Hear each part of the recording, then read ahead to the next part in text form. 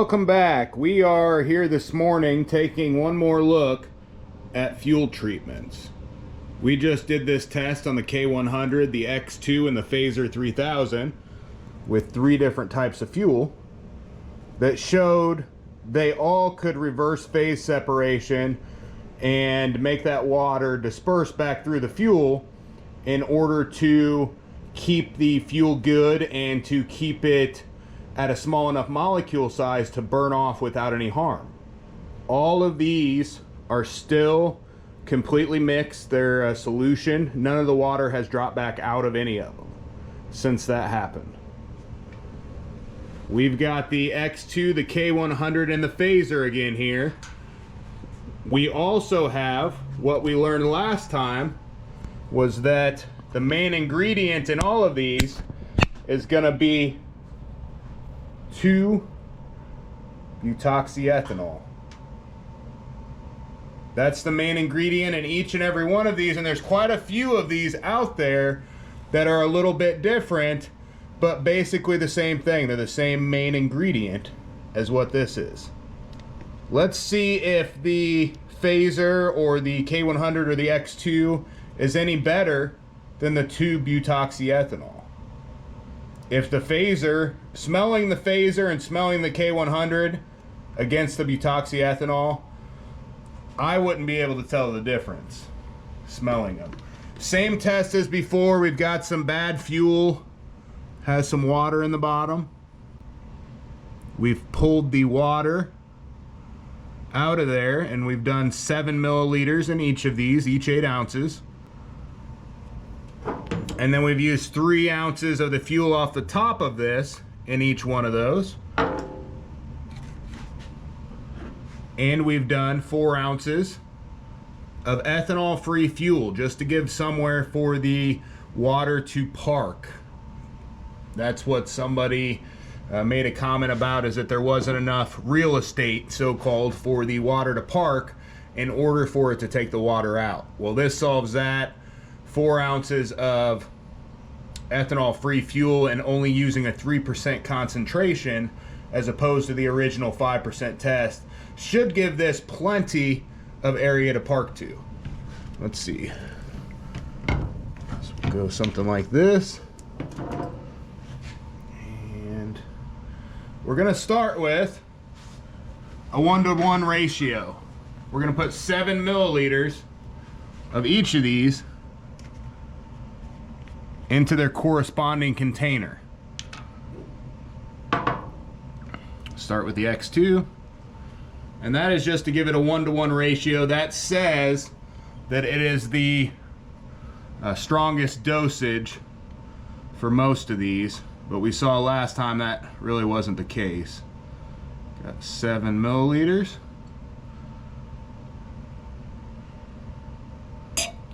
And there is a blue dye in here that gathers to the water just to show us the separation a little bit better. It works really well. Mix that up, see if that does anything for us.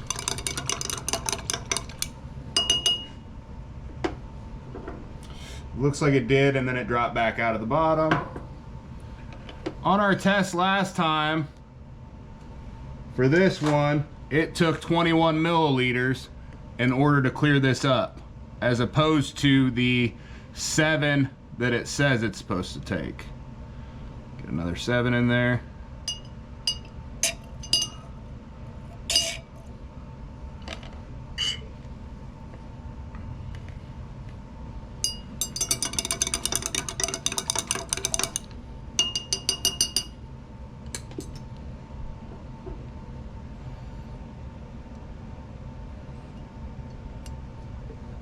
So it looks like right off the top, it seemed like it was okay, like it wasn't going to drop out, but then the water came right back out to the bottom. It's so easy with that blue dye to see. We're going to do this a little bit slower this time as opposed to going 3 full times.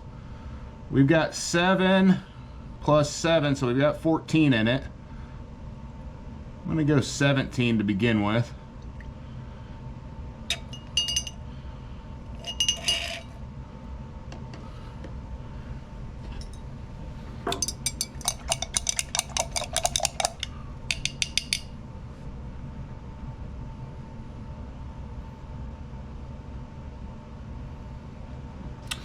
17 milliliters, and yeah, there it goes. It's falling back out the bottom. I was gonna say it didn't clean up like it did before. We got 17,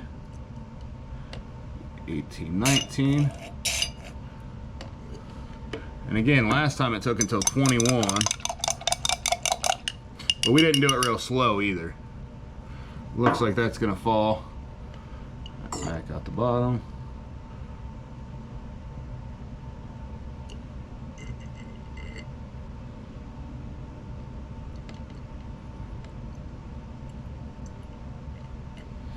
It is falling back out the bottom.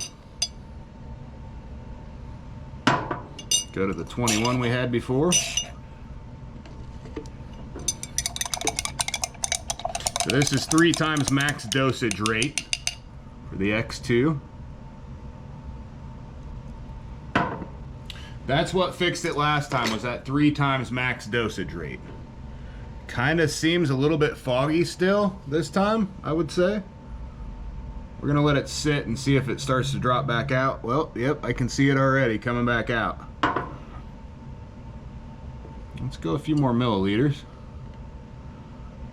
Let's go 2 more milliliters for now.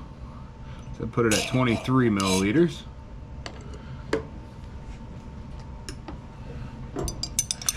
And it looks like it cleared up right there. And see, it's kind of a lot more clear as soon as I put that in there. We'll see if it drops back out or not at 23 milliliters. Let's go on to the next. Let's try the 2-butoxyethanol. We're going to also try this at the same dosages, since as we've investigated, we realize that the phaser, that is the main ingredient in it,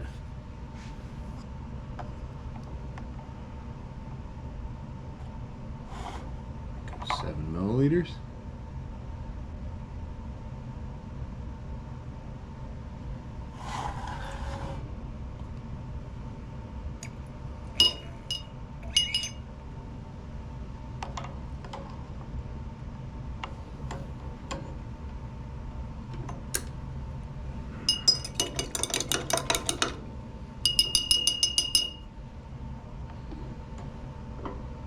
Still coming out the bottom.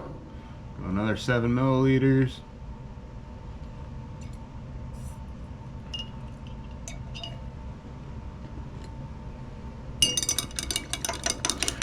The Phaser 3000 on something like this last time for the 8 ounces, the Phaser took, let's see here, so the first time it took 37 milliliters per 8 ounces, and the second time it took 42 milliliters. We're at 14 for now. Go to 21.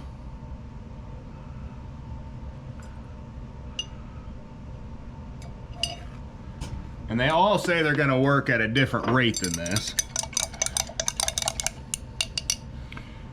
It's 21. Oh, I see it at the bottom. That blue really helps you to see it come back out.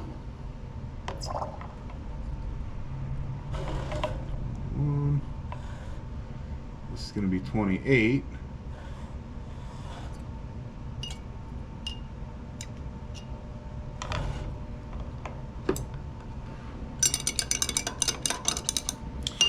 I think that might have done it. Looks like the 28 milliliters of the 2-butoxyethanol clean that up. The X2 is not separated back out, but it still looks a lot cloudier than the 2-butoxyethanol does at this point. Let's go to the K100.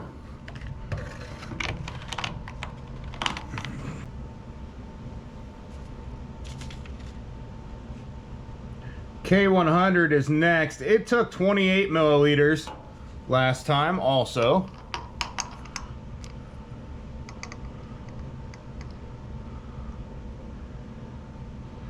7 to begin with.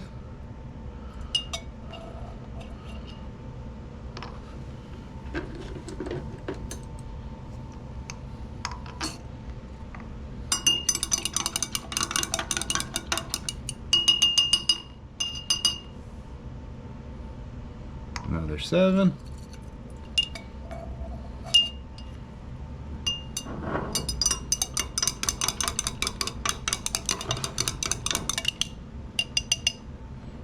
$14 now. And yep, starting to gather blue back down at the bottom.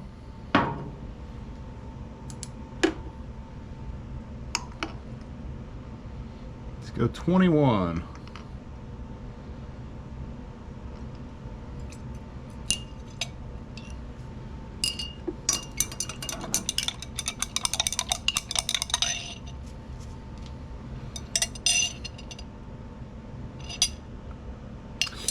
Yep, still coming back out.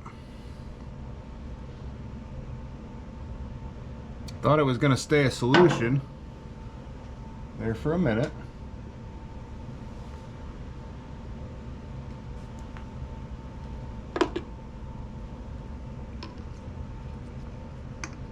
Let's go 28.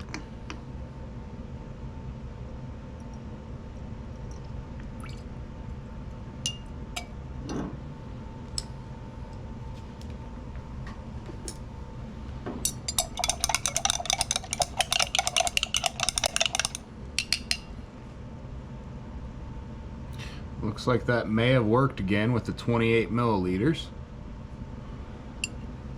I don't see it dropping back out the bottom. Looks like it's staying into a solution. Oh, maybe it is. Can't tell on that one. It looks like it's okay. Oh, we can still see some at the bottom coming back out.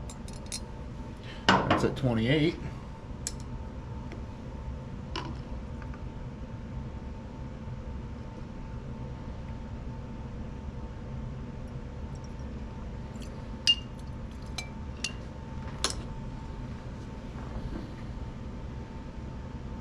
Now it's definitely clear. That was an extra one. Hopefully I counted right. If so, that's 35. And that's clear as can be. Phaser 3000, let's see what it does with the same. I just wanted to test them all on the same level again, as opposed to just doing a test with the 2-butoxy ethanol.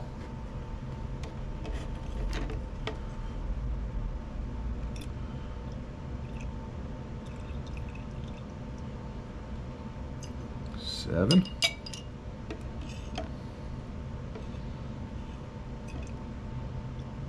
Go 14.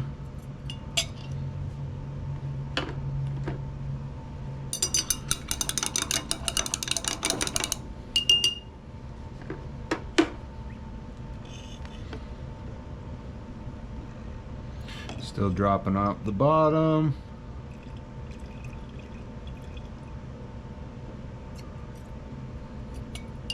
21.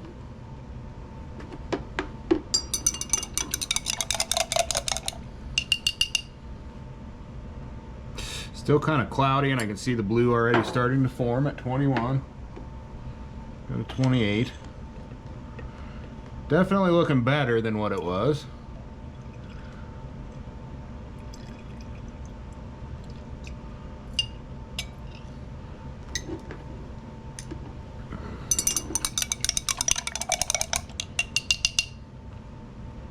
At 28, it looks pretty good so far. Let's give that just a second. It's not quite as clear as what the other ones are. Give it a second to see what it's going to do at 28 milliliters.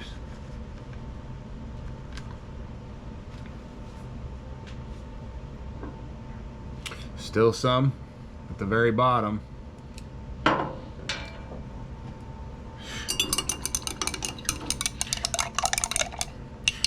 don't know what that was. It almost looked like it was dye again. It was almost like the phaser last time wanted to put a little bit of dye and let that drop out of the solution for some reason. There's definitely not water at the bottom. I'm still gonna let it sit for a minute though. It's clear like it should be. And that's at 28 milliliters, which is exactly what the 2-butoxy ethanol took, and it kind of has the same issue at the bottom. That's not water forming, I don't believe. I think that's just pieces of the actual dye.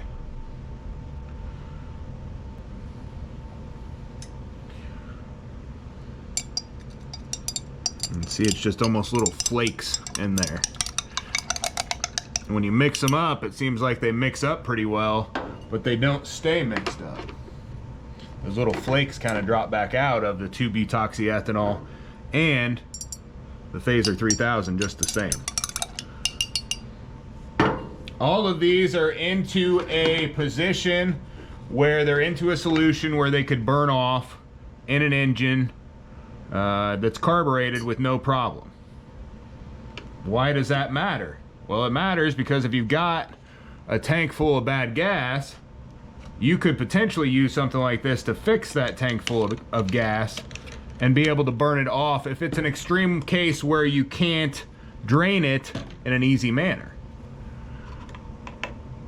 2-butoxyethanol is a lot cheaper than any of these products, and it does exactly the same thing. It is the main ingredient in all of these things.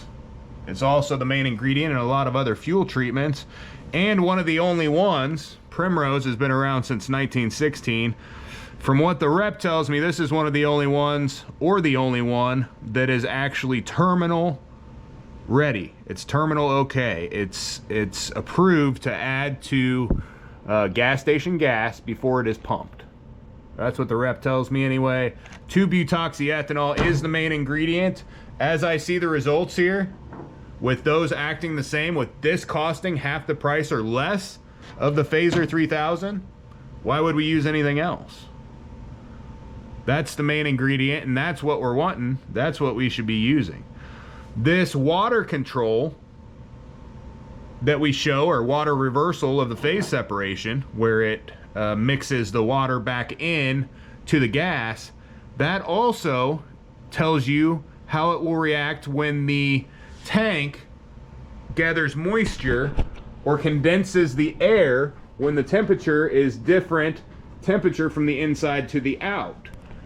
If you have this tank of this engine and it is filled up halfway, half of that area of that tank is still going to have air in it, and when the temperature changes from the inside to the out, it's just like a cold glass sweating on a hot day. If it's cold fuel, it's going to sweat on a hot day on the outside, but if it's warm fuel on a cold day, it's going to sweat on the inside and condense into your fuel and mix that water in with the fuel. Whenever you have a tank, make sure it's filled all the way up. You want it all the way to this line, this fuel level. That just allows it for enough expansion so it doesn't escape out of the vent hole, but you want as little air as possible in that tank. You want it filled all the way with fuel when you store it. This engine here, we stored it for 9 months with Phaser 3000 treated fuel, and that's the only time it's ever had fuel in it. We've ran it, I think, twice. I think we ran it then and again. When we started it 9 months later, it started right up, ran perfect. The tank on this is 100% clear. It has been emptied since then. I also went ahead and pulled the bowl of the carburetor. Show you guys it is not in bad shape at all. We're gonna put this carburetor bowl back on. We're gonna fill this thing up with treated fuel from the 2-butoxyethanol is what we're gonna do. And we're going to fill it all the way to the top with that, with this fuel that we have just fixed with these 2-butoxyethanol additives, and we're gonna recheck this 2 years from now. When we recheck this, we're gonna see if this thing fires up perfectly. We're gonna fill this thing up with Phaser 3000 and 2-butoxyethanol that was just fixed with this process. And again, we're gonna fill those all the way to the top. We're gonna see how those do 2 years from now when we come back. This is the one we just rescued the last time. And that was the ethanol-free fuel that had some alcohol in it. This is the, I think this was the bad fuel. I'm not sure. There were a couple different fuels that we used for it.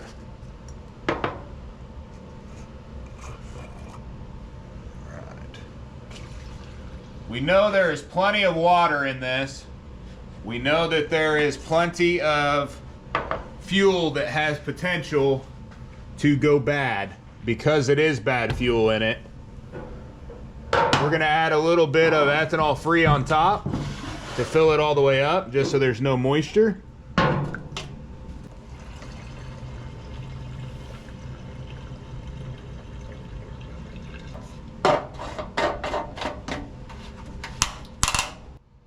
Got this filled all the way to the top. We're gonna make sure this runs good before we put it away for storage.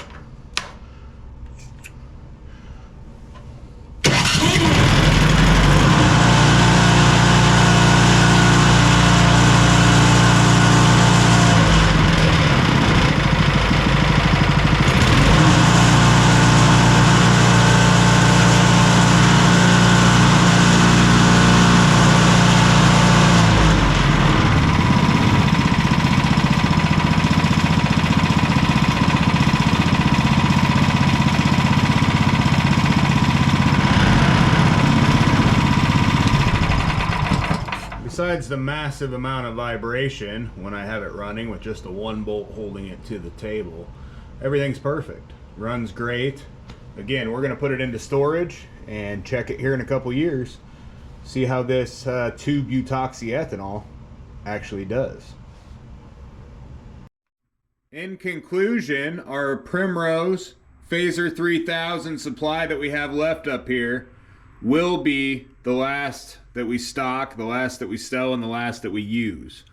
We've proven, for all intents and purposes, that the 2-butoxyethanol does just as good of a job at about half or less the price, depending on how big a bulk you want to buy it in. Hopefully this has helped you save a little bit of money and give you a little bit of insight on what you should do to keep the moisture out of your fuel, but to do it at a cheaper price than what many of these products are charging for it. Thanks for watching. Like and subscribe.